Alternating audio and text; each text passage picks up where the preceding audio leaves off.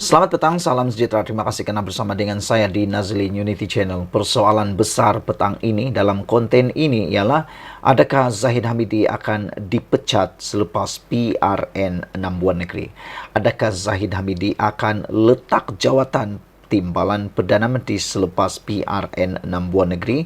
Dan adakah seperti yang Lokman Adam telah katakan, Barisan Nasional UMNO sedia untuk menarik sokongan terhadap kerajaan perpaduan sekiranya Islam dan Melayu tidak ataupun digugat oleh DAP. Jadi kalaulah itu berlaku, adakah Zahid Hamidi akan letak jawatan? Adakah Zahid akan memimpin BN untuk keluar daripada kerajaan perpaduan? Ditambah lagi dengan pendedahan ini, adakah Zahid akan dipecat, letak jawatan dan menarik sokongan? PRN dan tanda-tandanya, tanda-tanda bahayanya kepada UMNO, itu tajuk ulasan petang ini. Apabila Zahid Hamidi tampil membuat gesaan kepada penyokong Najib Razak agar menyokong calon-calon yang mewakili kerajaan perpaduan pada PRN akan datang ini, ia secara tidak langsung memberi gambaran memang wujud kecenderungan golongan terbabit untuk tidak memberi sokongan. Persoalan besar hari ini ialah jika keputusan buruk diterima UMNO pada PRN nanti, Zahid Hamidi pasti akan menerima tekanan lebih kuat, baik atas kedudukannya sebagai Presiden UMNO atau sebagai timbalan Perdana Menteri dalam kerajaan yang diterajui Anwar yang dilihat berdegar-degar melawan rasuah, tapi timbalannya sendiri masih berulang alik ke mahkamah. Yang nyata, PRN ini akan menjadi penentuan sama ada keberadaan Zahid Hamidi diterima oleh pengundi atau sebaliknya. Melihatkan sentimen di lapangan ketika ini, UMNO benar-benar dilihat dalam bahaya dan sungguh kritikal untuk memenangi kerusi yang munasabah. Daripada 245 kerusi yang dipertandingkan dalam PRN nanti, BN dilaporkan akan bertanding sekitar 110 kerusi atau 45% daripadanya. Soalnya sekarang ialah, dengan pukulan demi pukulan datang menimpa ini, berapa kerusikah mampu dimenangi oleh UMNO? Dan dengan demikian, bermaksud kalaulah UMNO kalah teruk dalam PRN itu, Zahidlah yang akan pertama menerima bahana dan Zahidlah yang pertama menerima tekanan kuat, bukan sekadar sebagai Presiden UMNO tetapi juga timbalan Perdana Menteri. Jadi persoalan dia ialah, adakah Zahid Hamidi akan letak jawatan sebagai Presiden UMNO ataupun adakah Zahid Hamidi juga akan letak jawatan atau dipecat dari timbalan Perdana Menteri? Saudara-saudara sekalian, dalam isu kali ini, dikatakan kecenderungan itu kian berkembang berikutan. Mereka kecewa kerana UMNO dilihat tidak serius memperjuangkan pembebasan Najib. Dalam hal ini, Zahid Hamidi tiada sebab untuk segelintir pihak berfikiran bahawa tiada usaha-usaha dilakukan oleh UMNO untuk membela bekas Perdana Menteri itu. Sambil menekankan soal perundangan dan pilihan raya mesti diasingkan, Zahid Hamidi mengingatkan Najib sendiri mahu sokongan diberikan kepada kerajaan sekarang. Najib sendiri melalui anak-anak beliau menyatakan bahawa dukungan mesti diberikan kepada kerajaan perpaduan sekarang ini. Najib meminta bukan sahaja penyokong beliau, tetapi juga rakyat supaya mendukung kerajaan perpaduan ini, tambahnya. Sekiranya kecenderungan penyokong Najib yang dikatakan tidak mahu memberikan sokongan itu gagal ditangani dengan sebaiknya, ini adalah petanda bahawa bahaya kedua kepada UMNO dalam menghadapi PRN pada 12 Ogos depan. Sebelum ini, MCA dan MIC telah berpuasati memberi petanda bahaya pertama kepada UMNO apabila sama-sama sependirian tidak mahu menyertai atau meletakkan calon pada PRN 6 negeri akan datang ini. Walaupun dilaporkan masih sedia membantu BN, MCA dan MIC sebaliknya menegaskan keputusan itu diambil kerana mereka ingin fokus menghadapi PRU 16 akan datang. Hakikatnya, di sebalik MCA dan MIC dilaporkan memberi jaminan untuk tetap membantu calon-calon kerajaan perpaduan yang bertanding, tetapi tentulah jaminannya itu terlalu longgar untuk diyakini kerana tiada calon mereka yang turut bertanding. Siapa nak marah jika mereka tidak turun berkempen atau jika turun pun sekadar jalan-jalan cari makan saja. Dengan tidak meletakkan calon dalam PRN ini, yang ternampak ialah MCA dan MIC mahu meletakkan beban kekalahan PRN ini kepada UMNO secara sendirian untuk menanggungnya. Mungkin kerana sudah menyedari kalau bertanding pun akan kalah, termasuk majoriti calon-calon UMNO juga dipercaya akan turut kalah, maka dengan tidak menyertai PRN akan membebaskan MCA dan MIC daripada turut sama terpalit dengan kekalahan itu. Di waktu yang sama, selain sentimen rakyat kepada UMNO didapati masih dingin, terdapat kelompok dalam UMNO sendiri yang dikesan turut enggan berjuang dengan bersungguh-sungguh bagi memenangkan parti. Mereka ingin menjadikan PRN ini sebagai hukuman kepada Presiden UMNO Zahid Hamidi yang bertindak memecat dan menggantung keahlian sejumlah pemimpin yang dipercayai boleh menggugat kedudukannya pada pemilihan UMNO yang lalu. Kalau dibiarkan ia berkembang, perkara itu akan menjadi petanda bahaya ketiga kepada UMNO dalam PRN nanti. Dalam erti kata lain, selain PRN nanti merupakan referendum tidak rasmi kepada Anwar Ibrahim selaku Perdana Menteri, ia juga merupakan titian silatul mustaqim kepada kedudukan Zahid Hamidi. Jika keputusan buruk diterima UMNO pada PRN nanti, Zahid Hamidi pasti akan menerima tekanan lebih kuat, baik atas kedudukannya sebagai Presiden UMNO atau sebagai timbalan Perdana Menteri dalam kerajaan yang diterajui Anwar yang dilihat berdegar-degar melawan rasuah, tapi timbalannya sendiri masih berulang-alik ke mahkamah. Yang nyata, PRN ini akan menjadi penentuan sama ada keberadaan Zahid Hamidi diterima oleh pengundi atau sebaliknya. Melihatkan sentimen di lapangan ketika ini, UMNO benar-benar dilihat dalam bahaya dan sungguh kritikal untuk memenangi kerusi yang munasabah. Daripada 245 kerusi yang dipertandingkan dalam PRN nanti, BN dilaporkan akan bertanding sekitar 110 kerusi atau 45% daripadanya. Soalnya, dengan pukulan demi pukulan datang menimpa ini, berapa kerusikah mampu dimenangi UMNO? Sila tinggalkan komen anda tentang isu yang panas ini. Malaysia kita punya, kita jaga sama-sama, cintai Malaysiaku. Bye-bye. Selamat petang, salam sejahtera. Terima kasih kerana bersama dengan saya di Nazilin Unity Channel. Tolong share video ini kepada semua rakan-rakan anda yang penjawat awam. Saudara, ini yang kita tunggu-tunggu, berita gembira daripada Anwar Ibrahim. Kita tunggu-tunggu, dan ialah ada rakan-rakan penganalisis politik, pemerhati politik mengatakan ini waktunya untuk kita menilai sejauh mana Anwar Ibrahim mau menang pilihan raya, kata mereka. Salah satu yang selalu dilakukan menjelang pilihan raya ialah tindakan memancing undi. Salah satu cara pancing undi ialah memberikan tawaran istimewa kepada penjawat awam, penjawat swasta maupun rakyat Malaysia. Jadi, kawan-kawan saya mereka kata, mungkin Anwar Ibrahim akan menaikkan gaji. Akhirnya, apa yang diramalkan mereka itu berlaku. Kita ucapkan tahniah, terima kasih, arigato kepada Perdana Menteri kita Anwar Ibrahim apabila beliau menyatakan kerajaan menjamin nilai semula. Beliau kata kerajaan jamin nilai semula gaji penjawat awam. Tolonglah Perdana Menteri, kalau boleh sampailah suara ini kepada Perdana Menteri, saya harap sampailah. Tolonglah Datuk Seri Anwar Ibrahim yang amat berhormat Perdana Menteri kita ini. Tolonglah kalau dapat naikkanlah gaji penjawat awam. Kerana gaji penjawat awam sudah lama tidak naik-naik.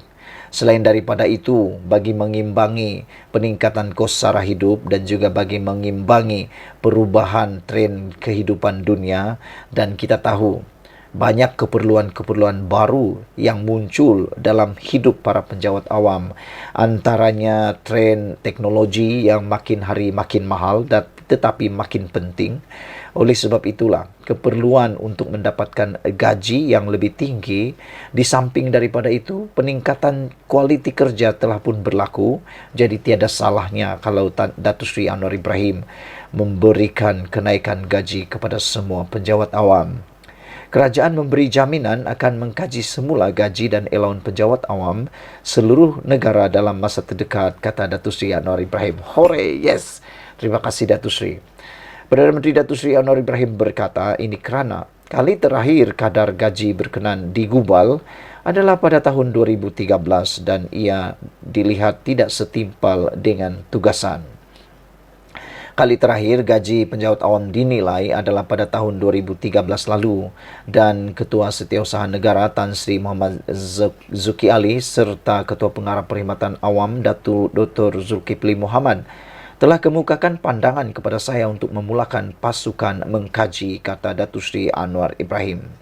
Jadi saya dah bersetuju dan kita akan bentangkan pada jemaah menteri supaya diberikan kelulusan dan pasukan ini boleh terus memulakan kerja untuk memberikan cadangan kepada kerajaan untuk melihat dan mengkaji, kata beliau lagi.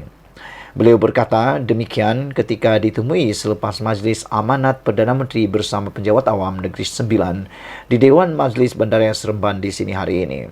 Mengulas lanjut, Anwar berkata, cadangan untuk menubuhkan pasukan mengkaji itu wajar diberikan pertimbangan.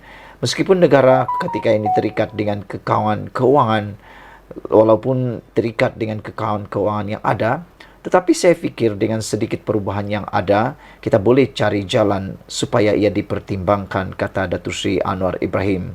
Sudah 10 tahun tidak dinilai semula gaji penjawat awam dan minggu depan bersama barisan jemaah menteri, saya akan pastikan keputusan berkenan dapat dibuat, katanya. Tambahnya, sekiranya pelaburan yang diterima kerajaan negeri serta persekutuan bergerak pantas, beliau yakin usaha berkenan dapat direalisasikan. Wow. Jadi saudara-saudara sekalian, apa yang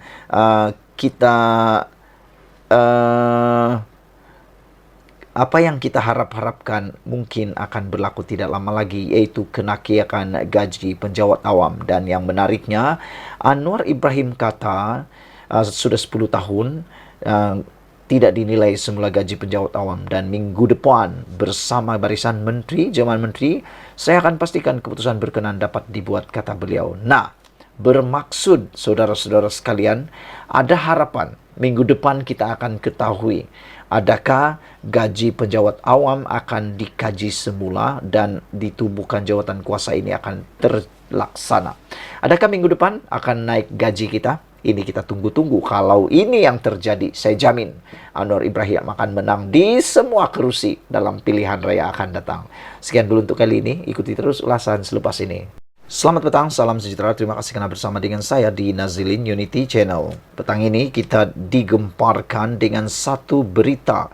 Suapan RM250,000, CEO Koperasi Bergelar Datuk ditahan SPRM. Syukurlah sejak akhir-akhir ini negara kita digemparkan dengan penahanan demi penahanan, bukan jerung kecil, bukan juga jerung besar, bukan juga ikan bilis, tetapi ikan paus. Kalau jerung selama ini kecil, kali ini mula sudah SPRM menangkap, menahan ikan-ikan paus yang sebesar, entahlah besar macam mana. Kita bersyukurlah kerana SPRM sejak Anwar Ibrahim menjadi Perdana Menteri dilihat lebih bergerak bebas dan juga mampu melaksanakan transformasi yang luar biasa yang kita harapkan. Di Shah Alam hari ini, seorang ketua pegawai eksekutif CEO sebuah koperasi bergelar Datuk ditahan Suruhanjaya Pencegahan Rasuah Malaysia SPRM kerana menerima suapan lebih 250,000. Sumber berkata, suspek disyaki menerima duit kopi berjumlah ratusan ribu itu daripada pemilik syarikat pembekal makanan dan minuman. Bayangkan saudara-saudara, duit kopi saja berjumlah ratusan ribu. Kalau duit mie goreng agak-agak berapa? Kata sumber, lelaki berusia lingkungan 40-an itu dipercayai ditahan ketika diminta hadir di SPRM Kuala Lumpur pada jam 5 petang Rabu. Saudara-saudara sekalian, apa pendapat kamu dengan budaya duit kopi ini? Adakah anda juga pernah mendengar tentang isu duit kopi ini? Dan adakah pada pendapat anda duit kopi ini benar-benar menghancurkan negara? Pada pendapat saya, tindakan ada duit kopi ini perlulah dihentikan dengan serta-merta.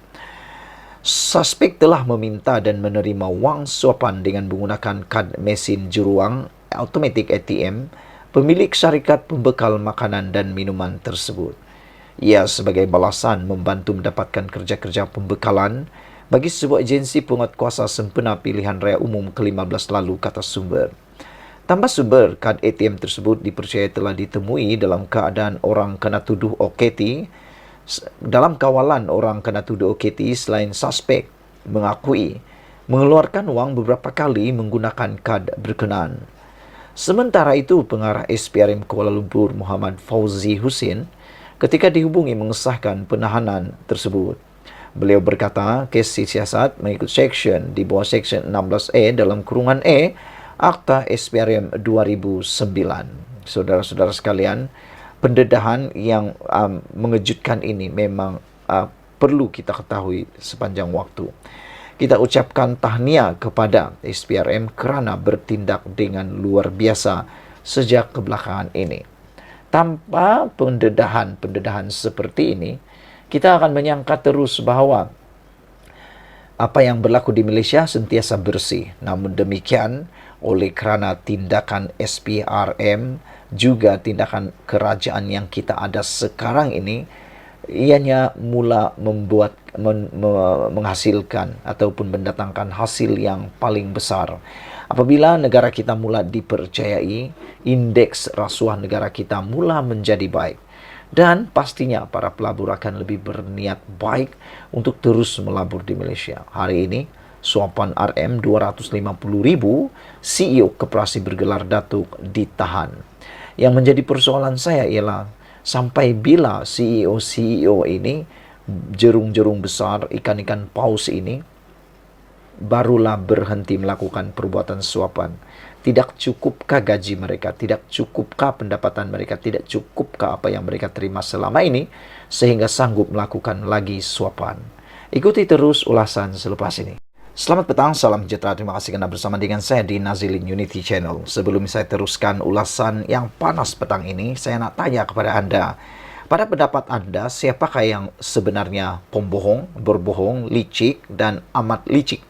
Sama ada Mahathir Mohamad ataupun Anwar Ibrahim. Anda boleh tulis dalam ruangan komen kali ini kerana ulasan kali ini dipetik daripada Malaysia Kini berkaitan dengan sifat yang dipanggil pembohong. Pada pendapat anda, antara dua peribadi ini, ada antara Mahathir dan juga Anwar Ibrahim, anda boleh tolong tuliskan dalam ruangan komen.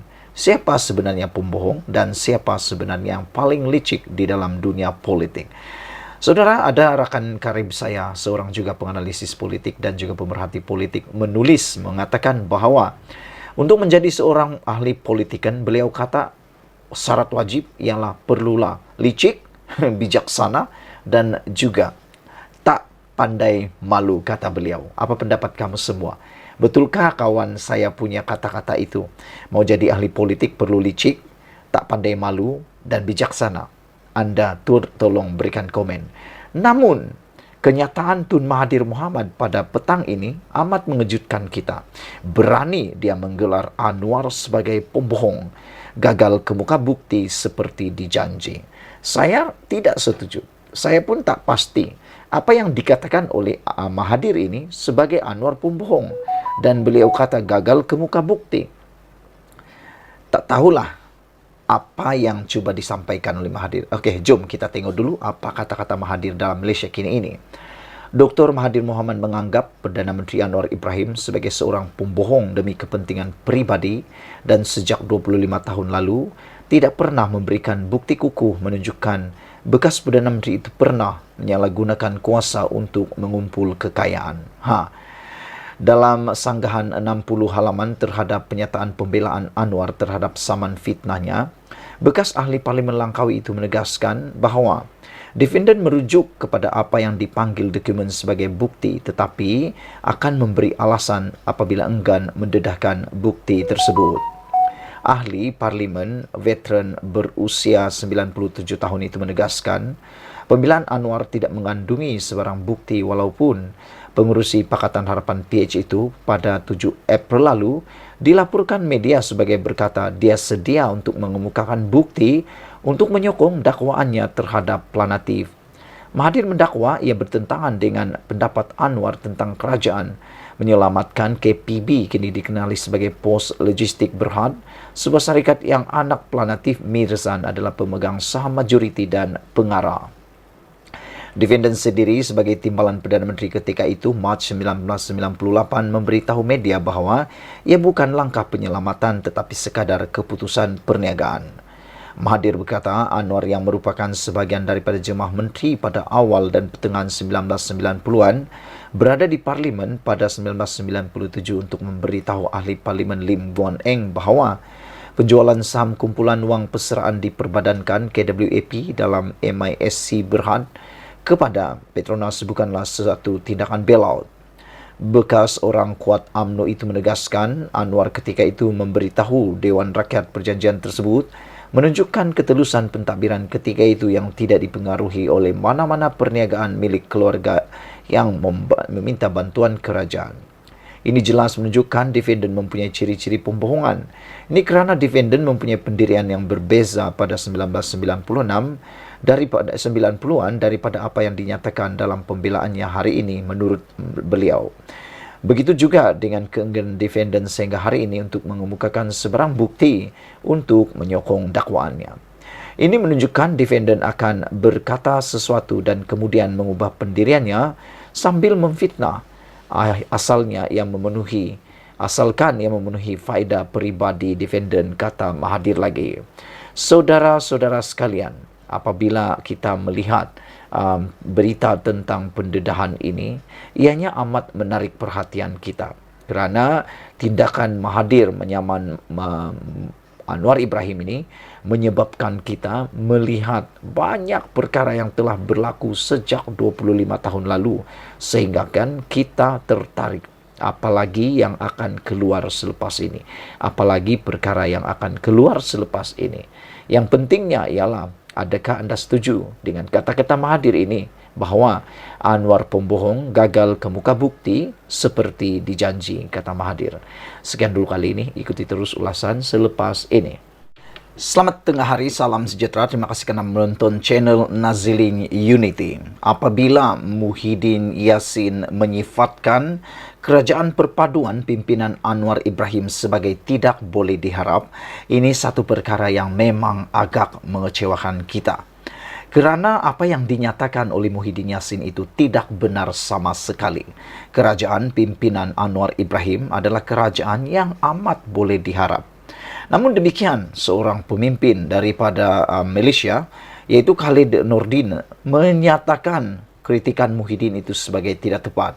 Beliau menyifatkan sebagai kritikan Presiden Bersatu itu adalah sesuatu yang amat tidak tepat sama sekali. Naib Presiden UMNO Khalid Nordin membidas kritikan Presiden Bersatu yang menyifatkan kerajaan perpaduan pimpinan Anwar Ibrahim tidak boleh diharap. Sebenarnya apabila Muhyiddin kata pimpinan Anwar Ibrahim kerajaan perpaduan ini tidak boleh diharap, ia sebenarnya perlu merujuk kepada bagaimana kerajaan yang ada pada beliau sebelum ini. Beliau memahami kenyataan itu dibuat Muhyiddin yang juga pengerusi Perikatan Nasional PN memandangkan PRN akan diadakan di 6 negeri iaitu Selangor, Negeri Sembilan, Pulau Pinang, Terengganu, Kedah dan Kelantan, kata beliau. Menurut Khalid, sudah tentu beliau akan menggambarkan semuanya negatif kerana partinya hendak memenangi undi, kata Khalid yang juga ahli Parlimen Kota Tinggi dan Menteri Pengajian Tinggi di bawah pentadbiran Anwar Ibrahim.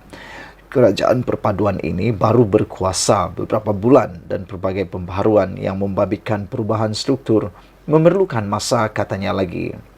Dalam satu temu bual bersama dengan FMT, Muhyiddin mengkritik pentadbiran Anwar kerana timbul banyak rungutan mengenai cara ekonomi dikendalikan, kenaikan kos sara hidup, kenaikan kadar faedah dan bursa yang tidak bersemangat. Khalid berkata ada banyak perbezaan pentadbiran Anwar dengan Muhyiddin yang mengisytiharkan darurat negara pada tahun 2021 untuk membendung wabak COVID-19 dan menggantung Parlimen semasa darurat, menyebabkannya dikritik hebat pelbagai pihak.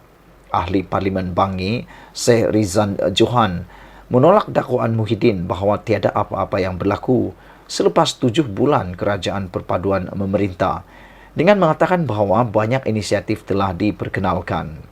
Menurutnya, antara inisiatif meringankan beban rakyat dilaksanakan, termasuk program e-tunai Belia Rahma dilaksanakan baru-baru ini serta perubahan lain seperti nyah jenayah bunuh diri dan memasukkan hukuman mati mandatori. Beliau menggesa pembangkang supaya berhenti bermain dengan polemik dan mula memainkan peranannya sebagai pembangkang yang bertanggungjawab untuk membina semula negara. Mereka tidak menawarkan sebarang dasar alternatif. Sebaliknya, mereka kebanyakannya menggunakan retorik perkauman dan agama untuk mendapatkan sokongan politik, kata beliau lagi. Cakap-cakap Perikatan Nasional yang berterusan mengenai pertukaran kerajaan yang bermula dari hari pertama sehingga kini juga tidak membantu, katanya. Saudara-saudara sekalian, sebelum kita kepada ulasan yang seterusnya, laporan yang seterusnya, apa pendapat anda tentang dakwaan Muhyiddin Yassin bahawa kerajaan pimpinan Perdana Menteri Anwar Ibrahim tidak boleh diharap? Kerana menurut Khalid Nordin, beliau mengatakan bahawa kenyataan yang dibuat Muhyiddin itu adalah untuk memancing undi dan selain daripada itu, memanglah beliau akan mengatakan perkara yang buruk semata-mata. Ini tujuannya untuk memenangi undi, kata beliau lagi. Selain daripada itu, kerajaan perpaduan ini baru berkuasa beberapa bulan dan pelbagai pembaharuan membabitkan perubahan struktur memerlukan masa. Tiada perkara di dunia ini boleh diselesaikan dalam masa hanya sedetik, apalagi kalau ianya berkaitan dengan kemajuan rakyat dan negara Malaysia. Saudara-saudara sekalian, dibanding dengan kepimpinan Muhyiddin Yassin sebelum ini, ada banyak perbezaan. Kerana ketika Muhyiddin Yassin menjadi Perdana Menteri, menurut Khalid Nordin, apa yang berlaku ialah Muhyiddin mengisytiharkan darurat pada tahun 2021 untuk membendung wabak COVID-19 dan selain daripada itu, yang paling menjadi troll, yang paling dikecam kepada Muhyiddin Yassin ialah bukan saja beliau beliau banyak kali tidak bersedia bersama dengan media, tetapi juga beliau telah menggantung parlimen semasa darurat, mengakibatkan beliau dikritik hebat oleh pelbagai pihak. Selain daripada itu, ahli Parlimen Bangi juga mengatakan bahawa dakwaan Muhyiddin bahawa tiada apa-apa yang berlaku selepas 7 bulan adalah sesuatu yang tidak boleh diterima kerana telah banyak inisiatif yang telah dilancarkan oleh kerajaan bagi membantu rakyat Malaysia. Selain itu, beliau menggesa supaya pembangkang berhenti bermain dengan polemik dan mula memainkan peranannya sebagai pembangkang yang bertanggungjawab untuk membina semula negara. Kata ahli parlimen tersebut, mereka tidak menawarkan sebarang dasar alternatif. Sebaliknya, mereka kebanyakannya menggunakan retorik perkauman dan agama untuk mendapatkan sokongan politik. Cakap-cakap Perikatan Nasional yang berterusan mengenai pertukaran kerajaan yang bermula dari hari pertama sehingga kini juga tidak membantu, kata beliau. Jadi, adalah lebih baik mereka menawarkan cadangan daripada terus mengamalkan retorik yang tidak bermakna. Ikuti terus ulasan selepas ini. Selamat pagi, salam sejahtera. Terima kasih kerana bersama dengan saya di Nazilin Unity Channel. Pagi ini, berita paling malang untuk Muhyiddin Yassin dan Azmin Ali tersebar di selerata dunia apabila dikabarkan bahawa mereka tidak akan menang di Selangor. Ini berita yang patut anda share supaya memberikan keyakinan kepada semua penyokong dan pengundi yang ada di Selangor untuk tetap mengekalkan kerajaan perpaduan, kerajaan Pakatan Harapan yang ada di Selangor pada waktu ini. Dilaporkan Amiruddin akan kekal. Amiruddin kekal Menteri Besar, PH dan BN dijangka menang selesa di Selangor. Inilah satu berita sedih duka cita untuk Azmin Ali dan Muhyiddin Yassin yang disampaikan pada saat subuh hari ini. Di sebalik kegairahan PN yang bercita-cita besar mahu menawan Selangor pada PRN 12 Ogos ini, Menteri Besar Amiruddin Shah kelihatan kekal tenang dan langsung tidak gelabah menghadapinya. Di wajahnya sedikit pun tidak terlihat garis-garis risau atau bimbang. Negeri yang berjaya ditawan PKR sejak 2008 itu akan jatuh ke tangan pihak lawan. Dalam pertemuan selama lebih 2 jam dengan Beliau bersama beberapa penulis yang turut disertai Dahlan Mansur atau Mamur, penasihat media Selangor, Muhammad Sayuti Omar, Sahbudin Embun dan Hayazi Hasim atau Tok Usin Ceroy, Amiruddin sentiasa tampak ceria, selalu tersenyum dan sesekali ketawa apabila bercerita mengenai keadaan negeri Selangor. Mendengar beliau bercakap seolah-olah semua data, maklumat, perkembangan dan nama-nama orang penting di akar umbi di Selangor sudah tersemat erat dalam kepalanya. Dalam pertemuan tersebut, beliau bercerita hampir semua perkara berkaitan Selangor. Politik, pembangunan, program untuk rakyat, masa depannya, hubungan dengan istana, Azmin Ali, PRN, calon-calon PH dan macam-macam lagi. Malah, semua calon yang kami tanyakan dijawabnya dengan tenang, yakin dan tanpa ragu-ragu. Amiruddin turut memberitahu, beliau memantau setiap 3 bulan laporan berkenaan kecenderungan pengundi di Selangor. Sehubungan itu, beliau penuh yakin PHBN mampu menangi PRN pada 12 Ogos depan ini. InsyaAllah kita masih mampu menang dan akan terus mentadbir negeri atau Selangor selepas 12 Ogos ini. Bahkan tidak keterlaluan untuk saya sebut bahawa kemenangan 2/3 masih relevan untuk dicapai. Kita boleh menang antara 38 atau 39 kerusi DUN, katanya dengan yakin. Menurut pengerusi Pakatan Nasional PH Selangor itu, yang melegakan ialah kerana tiada isu kemarahan rakyat atau pengundi, kerana kerajaan negeri sebagaimana yang menjadi bualan telah berlaku di negeri-negeri tertentu yang lain.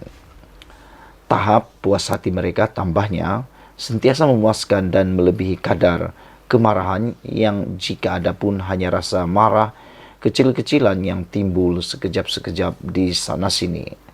Ini kerana, kata beliau, sepanjang menerajui Selangor, keutamaannya ialah untuk mewujudkan kestabilan dan memberi kemakmuran kepada rakyat negeri itu.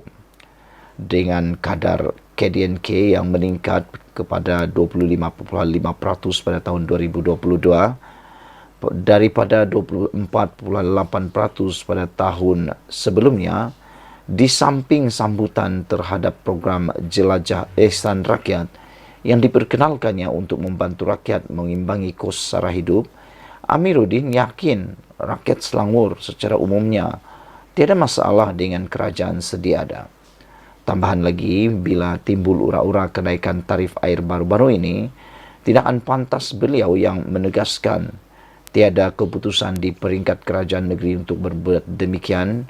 Ini secara tidak langsung menyerahkan lagi ciri-ciri pilihan rakyat dalam wajah kepimpinannya. Ditanya tentang dirinya sama ada bertanding atau tidak, sekali lagi Amiruddin dengan pantas dan penuh yakin memberikan jawapan, saya bertanding. Dengan jawapan tersebut bermakna tiada isu lagi siapa calon menteri besar yang akan dinamakan atau mewakili PHBN selepas ini. Bersama rekod cemerlang sepanjang mentadbir Selangor, negeri stabil dan makmur, ekonomi tumbuh lebih baik, rakyat sentiasa puas hati dan tiada isu-isu yang melibatkan dirinya, parti atau kerajaan. Mengekalkan lagi Amiruddin adalah langkah awal paling penting, paling tepat sekali. Ia bukan saja mematikan politik dalaman atau perbelahan yang cuba diwujudkan oleh pihak-pihak tertentu, bahkan pasti menjadikan pengundi tiada keraguan lagi untuk membuat keputusan. Dalam erti kata lain, memberi peluang lagi kepada PHBN sebagai kerajaan negeri selepas 12 Ogos nanti dengan calon menteri besarnya adalah Amiruddin. Ini bermakna mengekalkan kestabilan, kemakmuran serta jaminan pertumbuhan ekonomi yang lebih baik untuk masa depan Selangor. Itulah dia saudara-saudara sekalian, berita ataupun laporan yang paling sedih untuk Azmin Ali dan Muhyiddin di Selangor hari ini. Sila share video ini untuk menggemparkan kawan-kawan anda sekalian, menggemparkan para pengundi yang ada dalam PRN kali ini. Sekian dulu Malaysia kita punya. Kita juga sama-sama cintai Malaysiaku. Kita jumpa lagi. Bye-bye.